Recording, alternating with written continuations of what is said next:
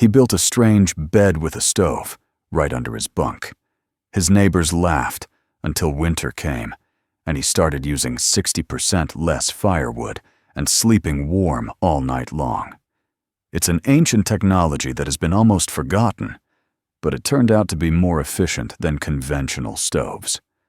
Subscribe to the channel and write in the comments which city you are watching from.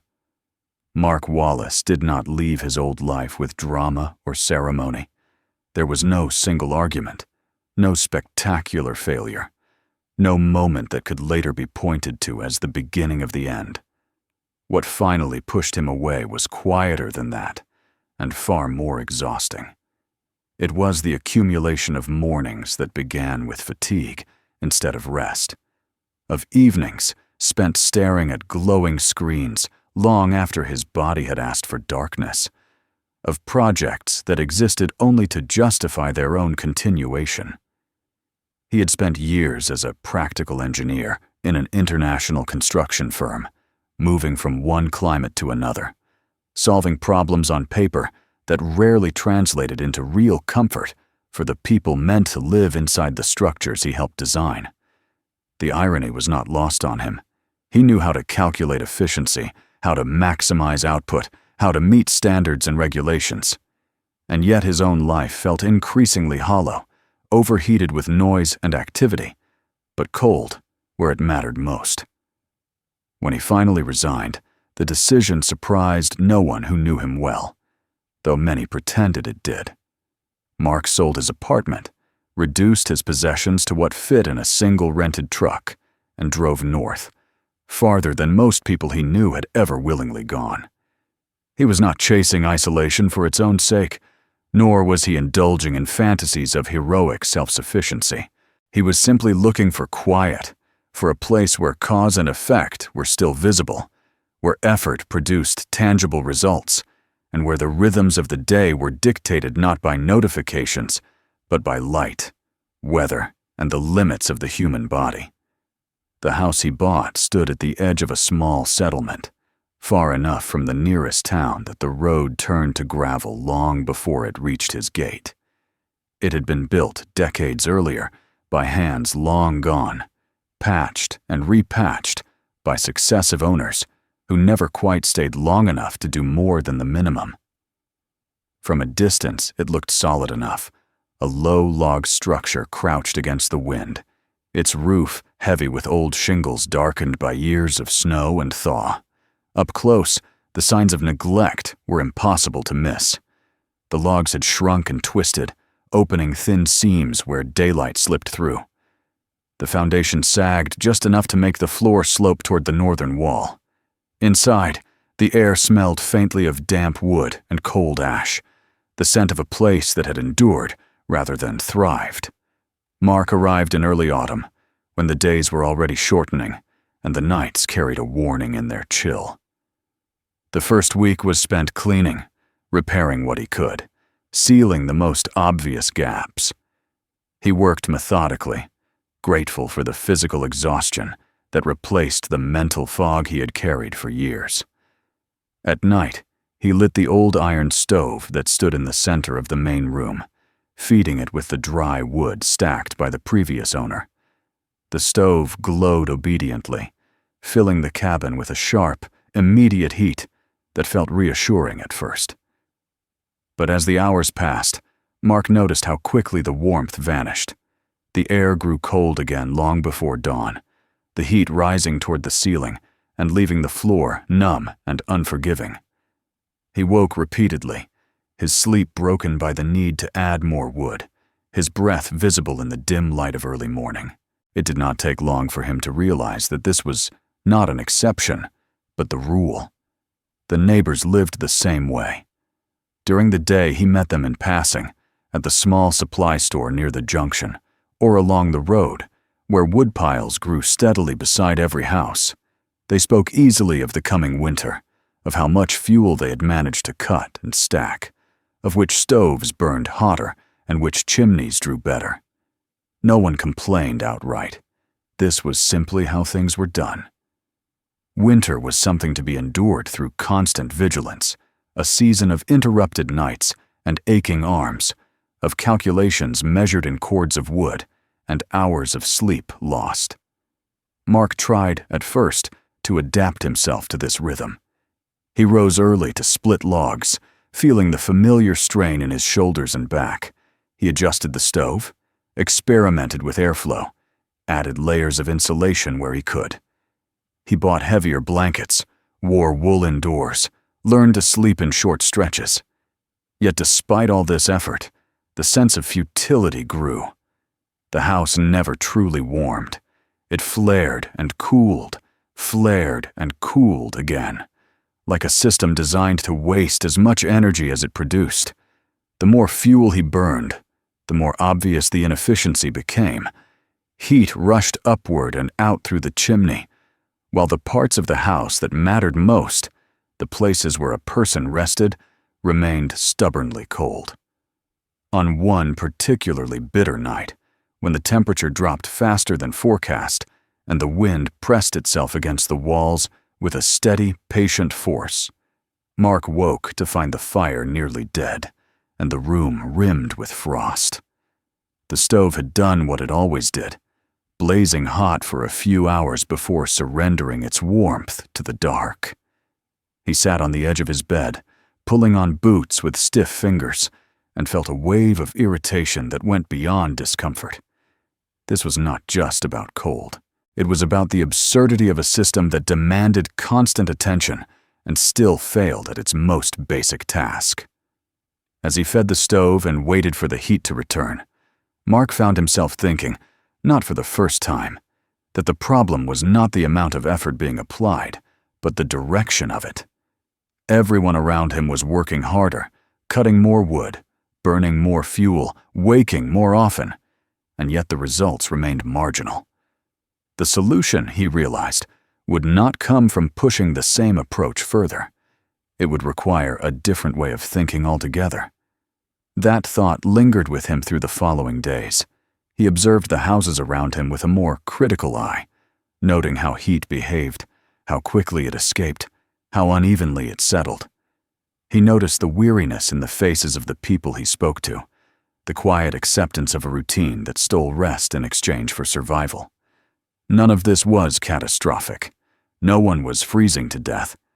But it was a slow, grinding inefficiency that shaped every aspect of winter life, from mood to health to the simple ability to think clearly. By the time the first snow fell, Mark understood that if he continued as he was, his life here would be little different from the one he had left behind. Busy, demanding, and strangely unfulfilling. The environment had changed, but the underlying pattern remained the same. Systems built without regard for human limits, maintained through constant effort rather than intelligent design. Standing in the doorway of his cabin one evening, watching the cold settle over the land, Mark felt the question take shape fully for the first time. It was not how to burn more fuel, or how to insulate better within the same framework everyone else used. It was why this framework existed at all, and whether there was another way to approach the problem of warmth, one that worked with the nature of heat instead of fighting against it. The house, stubborn and unyielding, seemed to offer no answers. But somewhere beneath the frustration, something older and quieter was beginning to stir, waiting for the right moment to be remembered. The question that had formed in Mark Wallace's mind didn't leave him once it had taken shape. It followed him through the narrow rooms of the cabin, hovered beside him as he worked outside, and settled into his thoughts each night as the stove burned down and the cold crept back in. He did not try to answer it immediately. Years of experience had taught him that the most important problems resisted haste. They required patience, a willingness to sit with uncertainty until something deeper began to surface. What surprised him was where the answer began to come from. One evening, as he sat near the stove, waiting for the warmth to spread, Mark found himself remembering a sound he had not thought about in years. It was not the crackle of burning wood or the whistle of wind through gaps in the logs, but a softer noise, a muted shifting, almost like breath moving through earth. The memory arrived without warning, carrying with it an image so clear that for a moment the walls of the cabin seemed to recede. He saw instead a low room with thick walls, the light filtered through paper-covered windows, the floor raised into a broad platform that glowed faintly with warmth. He remembered the sensation of sitting down after a day spent in bitter cold and feeling the heat rise slowly, evenly, through layers of clothing, into muscles that had forgotten what comfort felt like.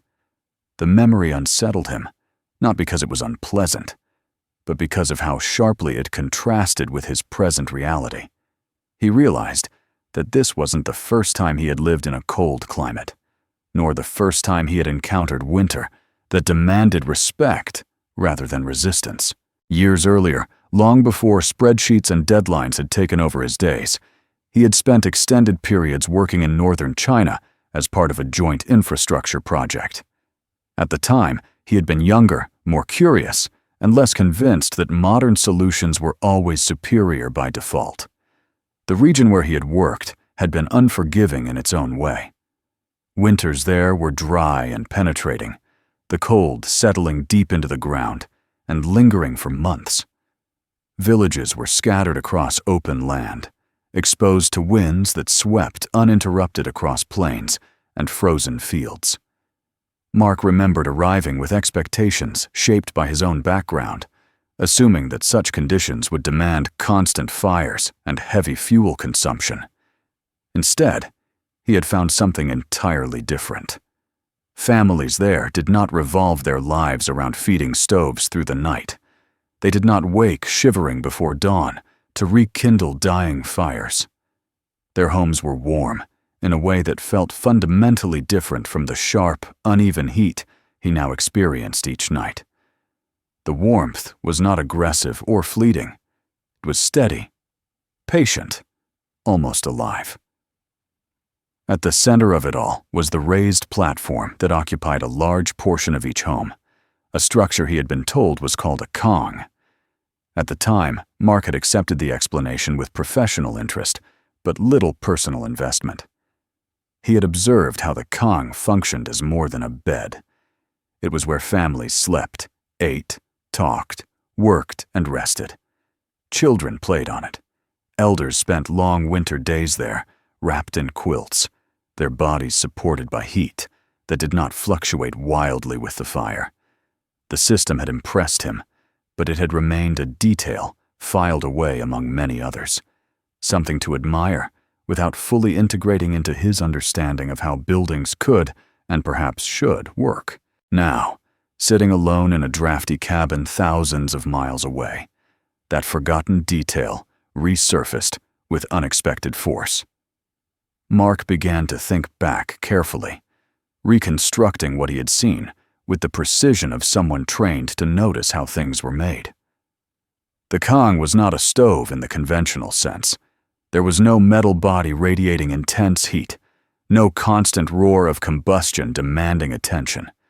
Instead, a small fire burned in a connected firebox, often used for cooking. The hot gases produced by that fire did not rush straight up a chimney.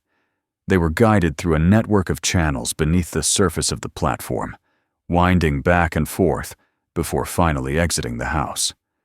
By the time the smoke left the building, most of its heat had already been transferred into the mass of the structure itself. The genius of the system lay not in complexity, but in restraint. The kong did not try to heat the air directly.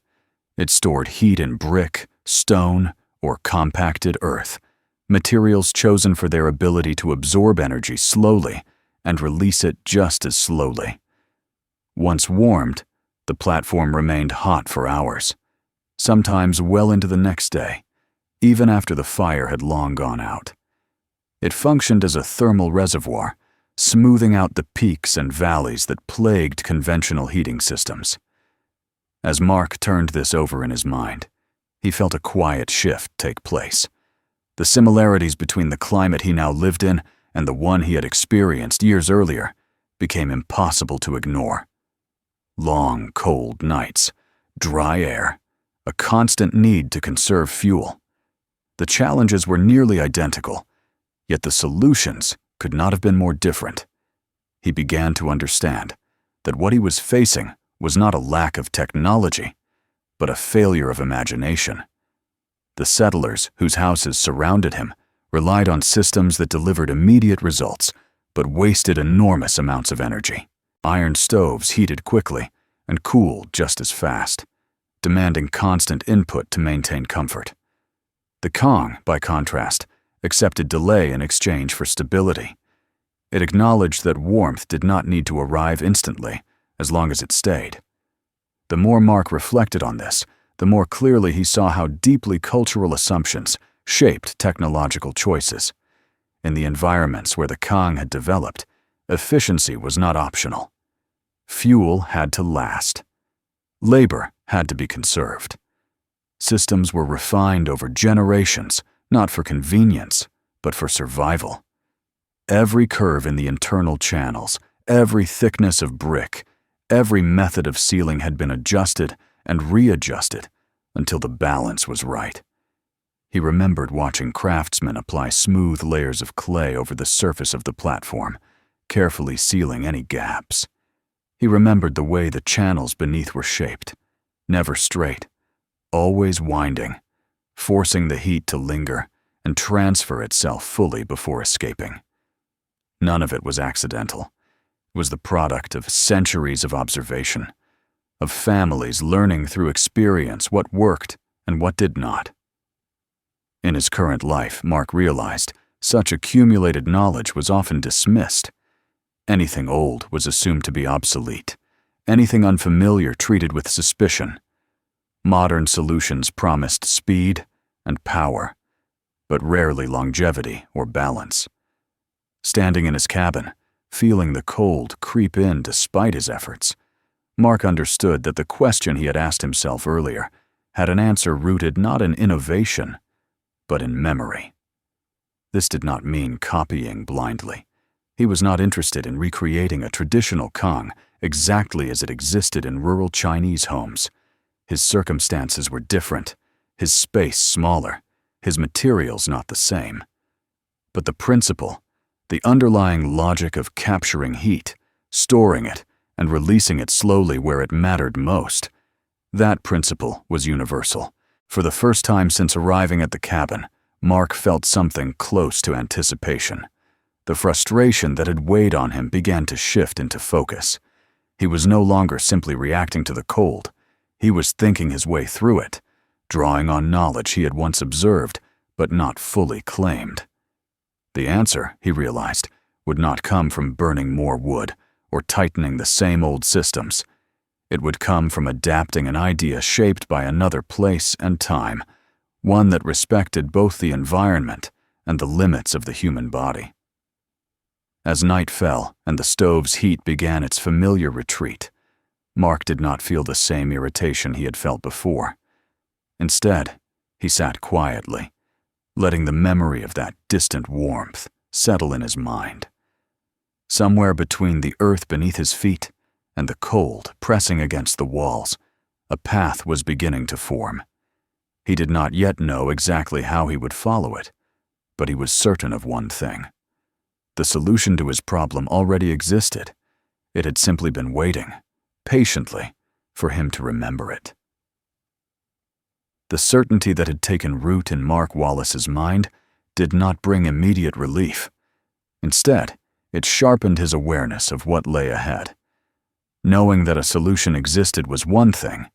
Choosing to act on it, alone and without precedent in the place he now lived, was something else entirely.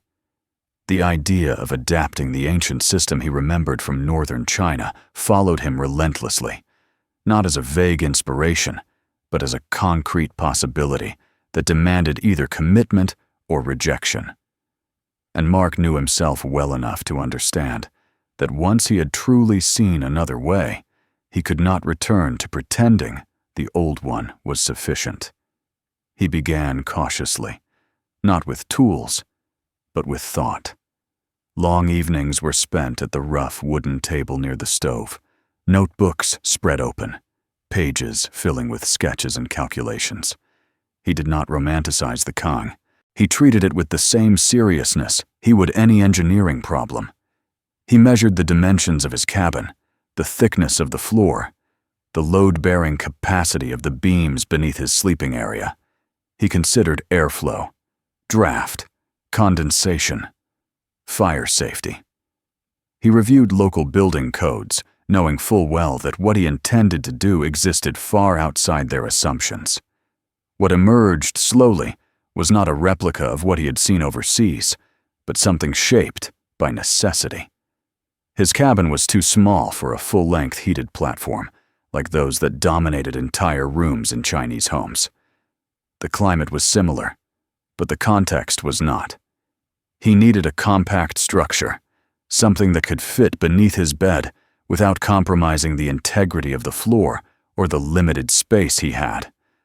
The goal was not to heat the entire house at once, but to create a core of warmth where rest and recovery occurred, allowing the rest of the cabin to follow more gradually. As his design took shape, Mark felt the familiar mixture of confidence and doubt that accompanied any serious undertaking.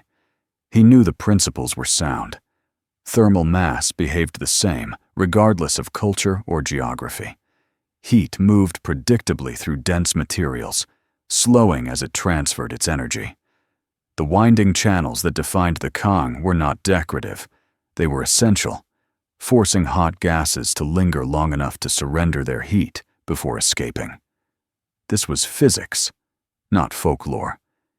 And yet, there was a difference between understanding a system and building it alone, in isolation, with limited resources, and no one to consult who shared the same frame of reference. Each decision carried weight. The thickness of the bricks, the slope of the channels, the placement of the firebox, all would determine whether the system worked as intended or failed catastrophically. The responsibility rested entirely on him. Word of his plans began to spread almost immediately, though he had not announced them. In a small settlement, change was visible by default. When Mark unloaded pallets of fire brick instead of more firewood, people noticed. When clay, sand, and straw appeared beside his cabin, curiosity followed. Conversations paused when he passed. Questions were asked, first casually, then with increasing concern. Some of the neighbors approached him directly, their tone a mixture of politeness and disbelief. They asked what he intended to build beneath his bedroom floor, whether he understood the risks of directing hot exhaust gases under a sleeping area. A few joked that he was digging his own grave, that fire belonged in stoves, not under beds. Others were more cautious, warning him about insurance, inspections, and the dangers of deviating from what had always been done. Mark listened without defensiveness. He understood their reactions. To them, his plan appeared reckless, even arrogant. They had survived winters here for decades using the same methods. Why would anyone trust a foreign idea, especially one so old, over iron stoves and modern materials? The skepticism was not cruel, but it was firm, rooted in habit and shared experience. Despite this, Mark did not waver. He had reached the point where doubt was no longer about the idea itself, but about his willingness to see it through. Each comment from his neighbors served only to clarify the choice before him. Either he accepted the logic of what he knew and acted on it, or he abandoned it to conform, resigning himself to another winter of exhaustion and inefficiency. Construction began quietly, without ceremony. Mark removed sections of the floor beneath his bed, exposing the cold earth below. He worked slowly, mindful of the structural supports, reinforcing where necessary. The cavity he dug was shallow but precise, just deep enough to accommodate the channels that would carry heat beneath the platform. The soil was dense and unyielding, its chill seeping through his gloves and into his hands. Each shovelful felt like an act of commitment, a step that couldn't easily be undone. Laying the bricks required patience he did not know he still possessed. He stacked them carefully, forming the internal pathways that would guide the exhaust gases. The channels curved back on themselves, doubling the distance the heat would travel before reaching the flue. Clay mixed with straw served as mortar, sealing joints and smoothing surfaces. He remembered how the craftsmen he had once watched took pride in these unseen details, knowing that the performance of the entire system depended on what lay hidden beneath the surface. The work was physically demanding, made more difficult by the cold that stiffened his fingers and slowed the setting of the clay. There were moments when frustration threatened to overwhelm him, when a misaligned brick or a collapsed section forced him to undo hours of labor. In those moments, the voices of his neighbors echoed in his mind, questioning the wisdom of what he was doing. But each setback also reinforced his understanding of why such systems were rarely built anymore. They required time, attention, and respect for process, qualities that modern life seldom rewarded. As days passed, the structure took shape. The platform rose slowly, layer by layer, its surface smoothed and sealed.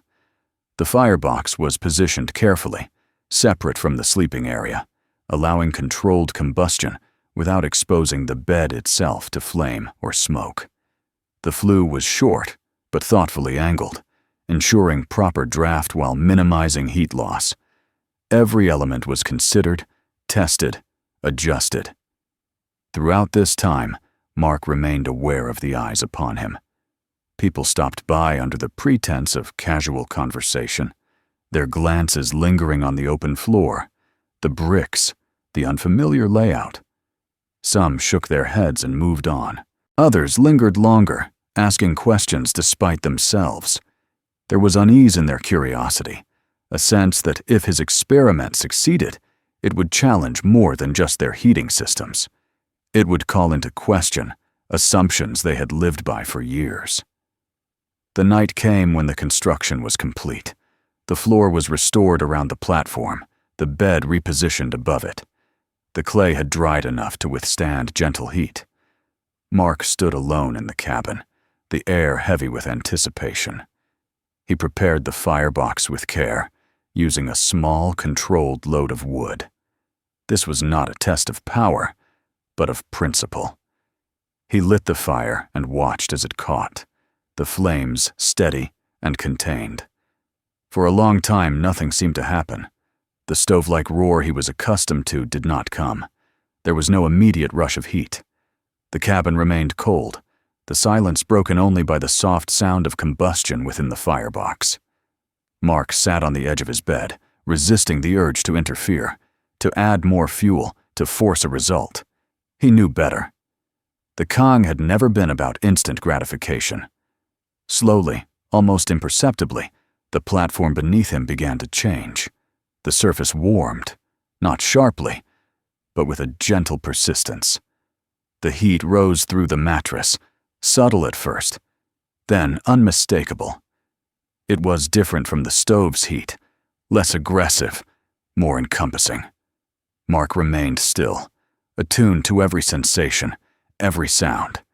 He monitored the flue, the airflow, the absence of smoke. Everything behaved as it should. As the fire burned down and the flames receded, the warmth did not fade. It deepened. The bricks absorbed and held the energy, releasing it upward in a steady flow. Mark lay back, his body sinking into a warmth that felt earned rather than imposed. For the first time since arriving at the cabin, he did not dread the night. Outside, the cold tightened its grip, indifferent to his experiment. Inside, something fundamental had shifted. Mark understood that this was only the beginning. One night, one controlled burn, proved little on its own. But as he closed his eyes, surrounded by a heat that did not demand constant attention, he knew that the label of strange no longer mattered.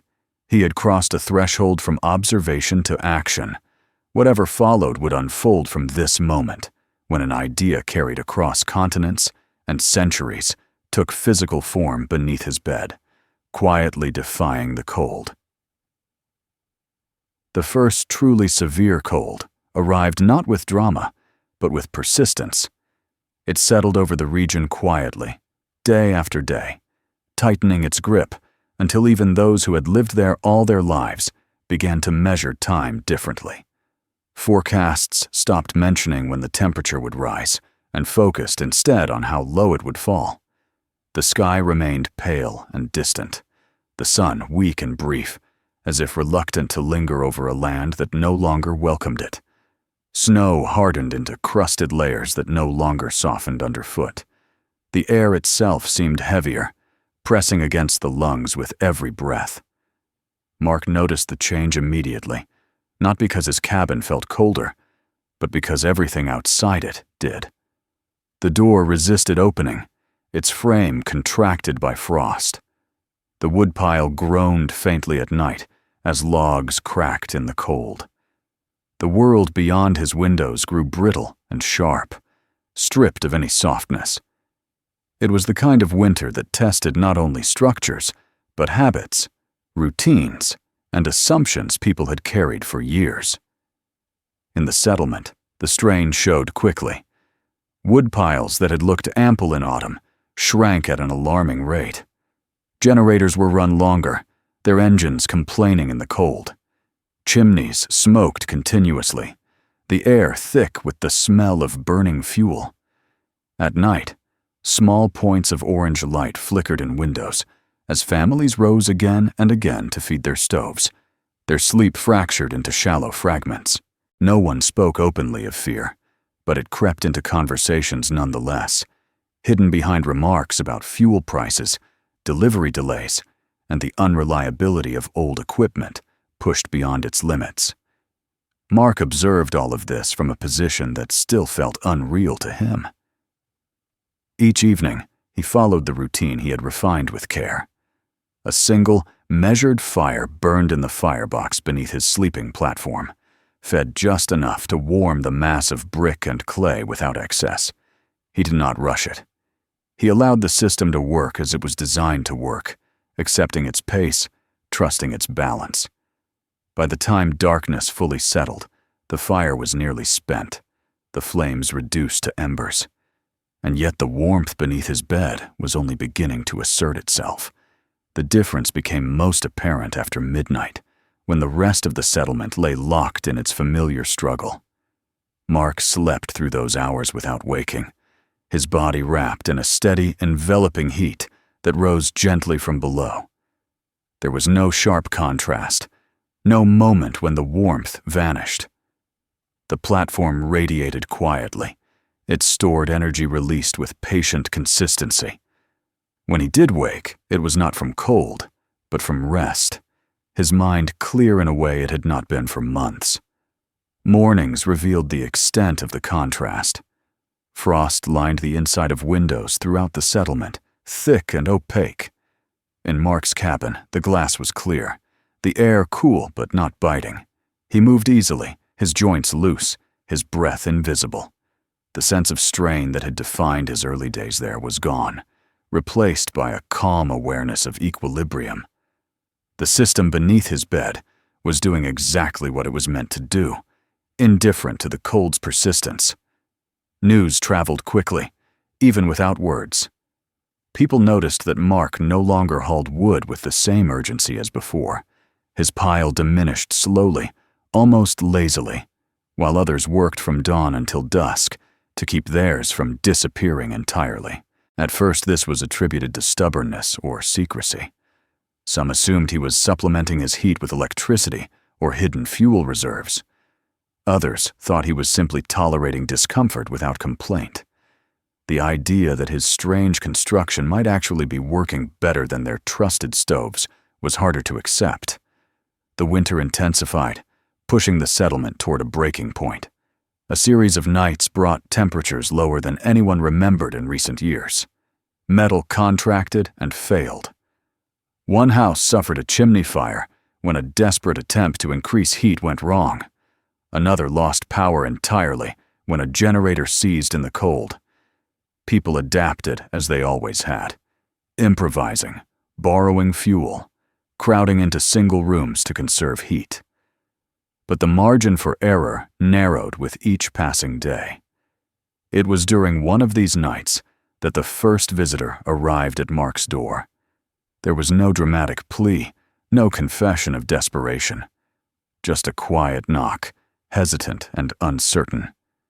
When Mark opened the door, he found a neighbor standing stiffly in the cold, his face drawn, his eyes tired. He did not ask for help directly. He simply said that he had been passing by and wondered if Mark's place was warm. Mark did not hesitate. He invited him inside without comment, closing the door against the wind. The man stepped in and stopped, not because of any visible difference, but because of what he felt.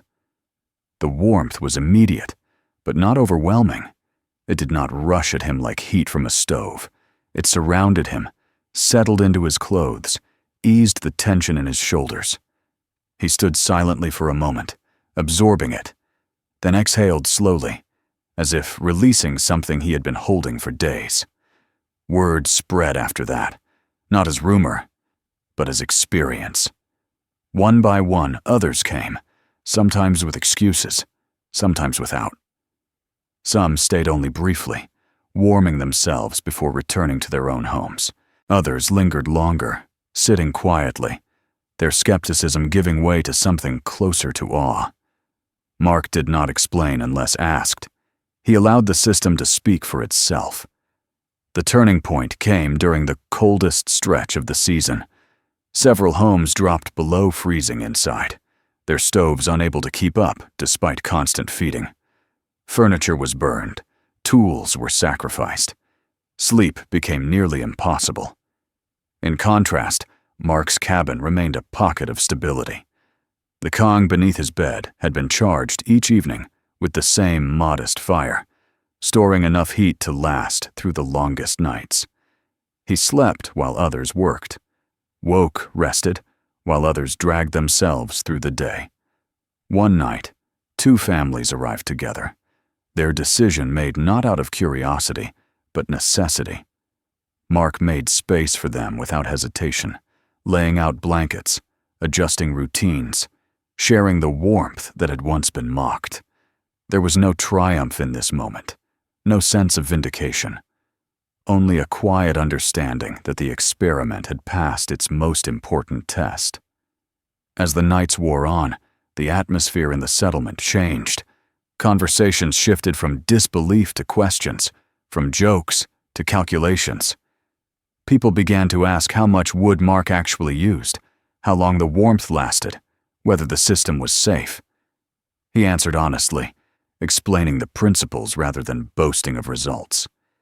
He spoke of thermal mass, of storing heat instead of chasing it, of respecting the way warmth moved through materials and space.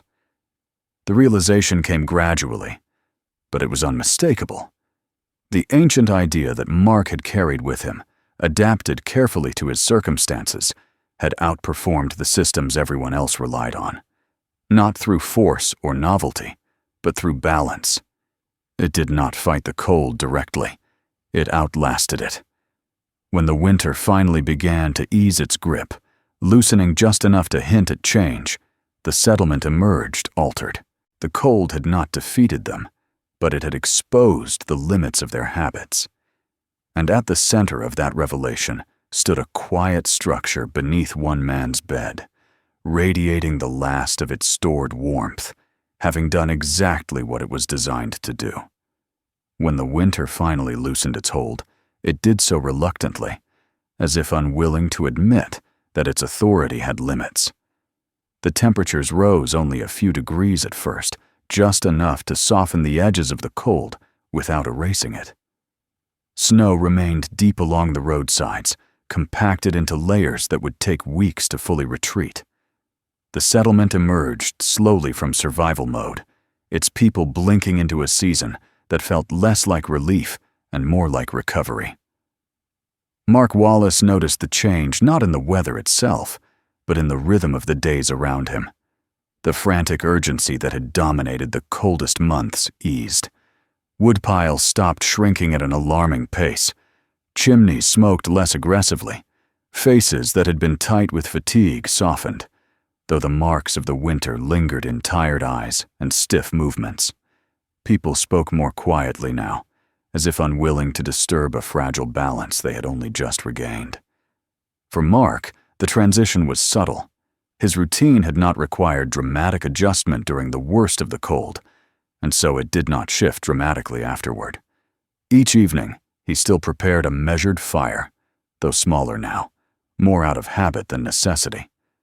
The Kong beneath his bed continued to absorb and release heat with the same steady patience, its surface warm long after the firebox had gone quiet.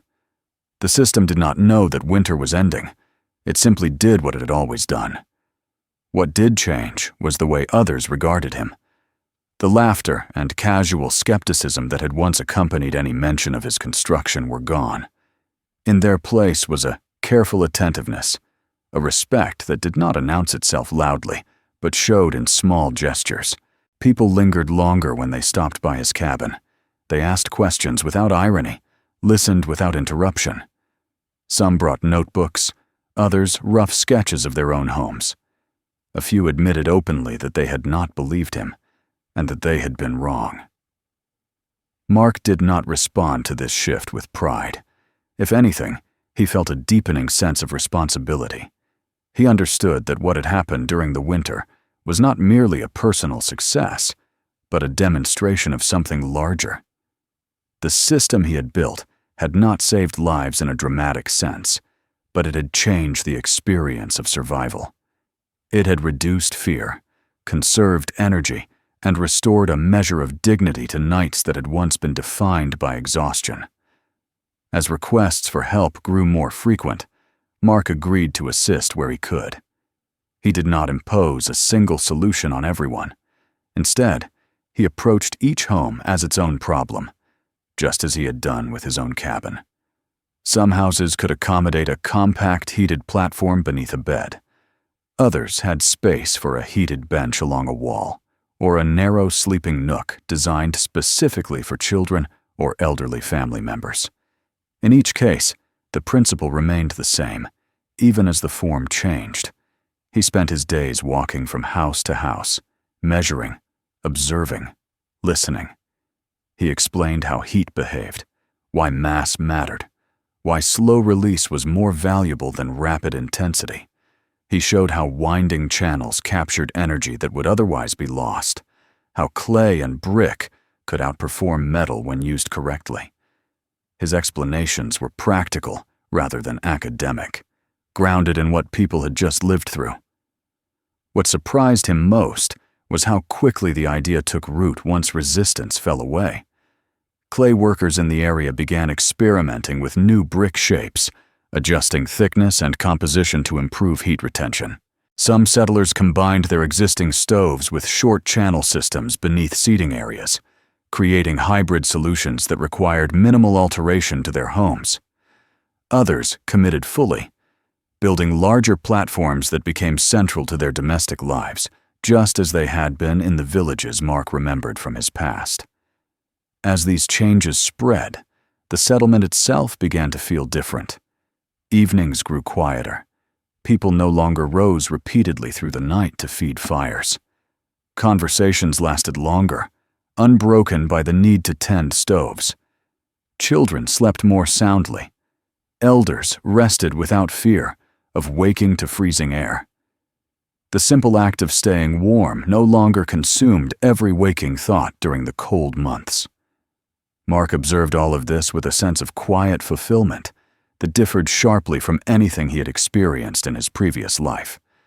There were no reports to file, no metrics to present, no deadlines to meet. The results of his work were visible in the steadiness of the community, in the way winter no longer dictated behavior with the same harsh authority. He had not set out to change the settlement. He had only wanted to sleep through the night. And yet, by following that need honestly, he had uncovered a solution that resonated far beyond his own cabin. In moments of reflection, Mark thought often of the knowledge that had made this possible.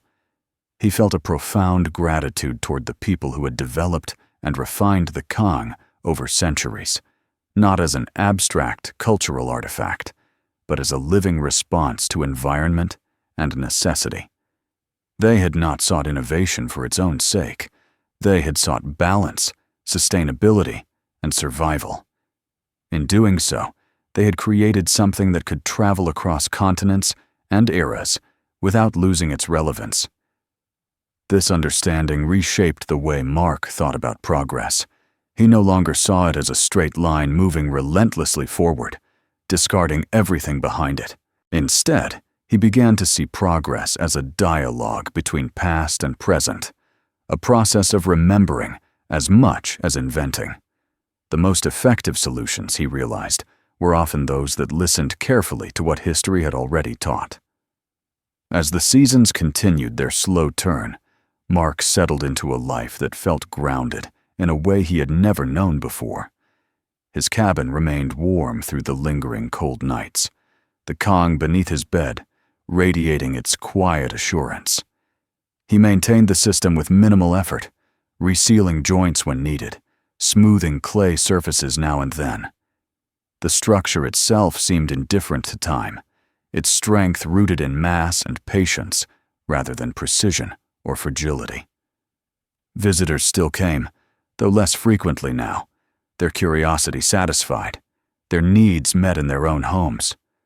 Mark welcomed them when they did, always willing to share what he had learned.